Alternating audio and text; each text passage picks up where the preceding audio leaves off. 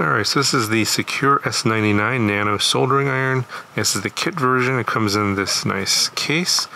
And I have reviewed several other previous models from Sequre. The last one I believe was the S60. And for the most part, they're pretty much the same. There's obviously an incremental improvement. I'll talk about that here in a second. In the kit version, you get all these extra accessories that you don't get in the standard version. So you get this USB-C cable, you get a 65-watt wall adapter, and has a folding plug here, USB-C out and USB-A out. So power delivery and quick charge 3.0, and then you get a adapter here for Euro plugs. You get the small stand and sponge. Get this XT60 to USB-C adapter, so if you want to use your like force batteries, you can do that. And they include some solder. So if you get the standard version, you're just going to get the soldering iron and the tip. So this is what the tips look like. So I think it's called the C245, and the one that they include in the standard version here is a 5.5 ohm resistance tip, which limits the max power of this to 75 watts, which is only a little bit more than the S60 I reviewed previously. And basically the LED screen and the buttons and everything all work the same. It's got the same temperature limits, 50 to 500 C. So if you want to get the 150 watts, which is double what this tip offers at 5.5 ohms, you have to get the 2.5 ohm resistance tips, which is this particular form factor here, the C245. I'll also link that in the description. They did not send me any samples of those, so I could not test those. So I have no idea if they're that much better or not.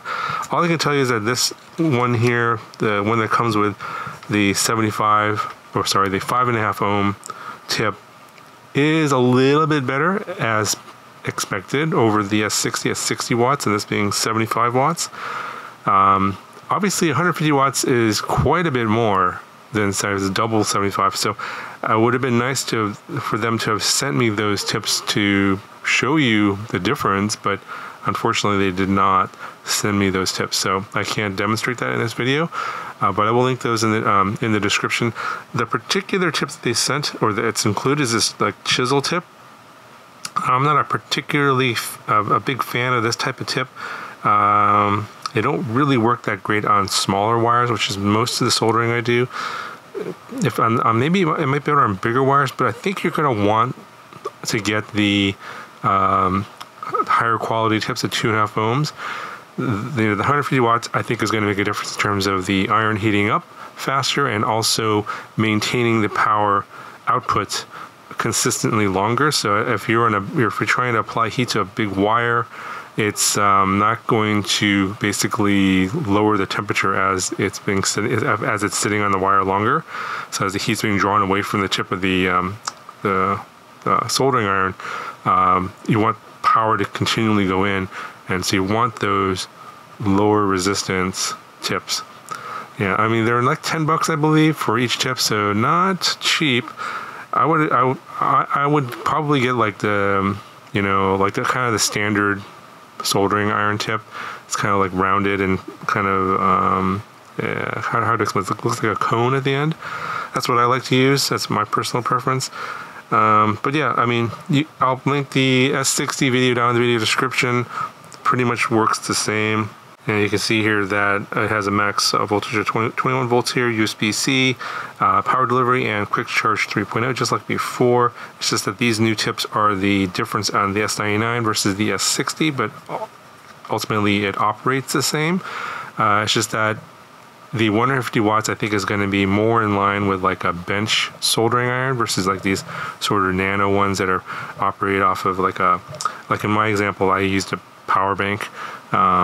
You could use any kind of 65 watt or higher power bank. Will probably work fine. Probably if you get the 150 watt tips, you're going to need power output to match that. So something that's going to be 150 watts, but obviously my power bank I think is 140 watts, and obviously no problem here with this tip here that only does up to 75 watts. Had no issues with loss of power, and yeah, the power brick does work as well, if you're wondering.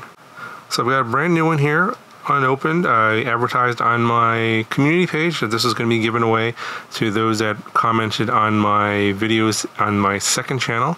So I will put the winner. I picked a winner already. I put their name over here and the copy, a screenshot of the comment they left on the video. So you winner here, whoever you are, go ahead and reply to my pinned comment down in the comments section. It'll be the pinned comment. Reply to that with your email address, and I will contact you as soon as possible so you can arrange to get this shipped off to you. And yeah, all my giveaways now are going to be announced in the video, so you'll have to watch the video to see if you've won or not. I've been previously announcing them in a community page, but I'm not going to be doing that anymore. I'm going to be announcing them in the videos, and I may announce things that are be given away, like this one here, for products that are upcoming on like a future review, with some I guess some rules about how to enter.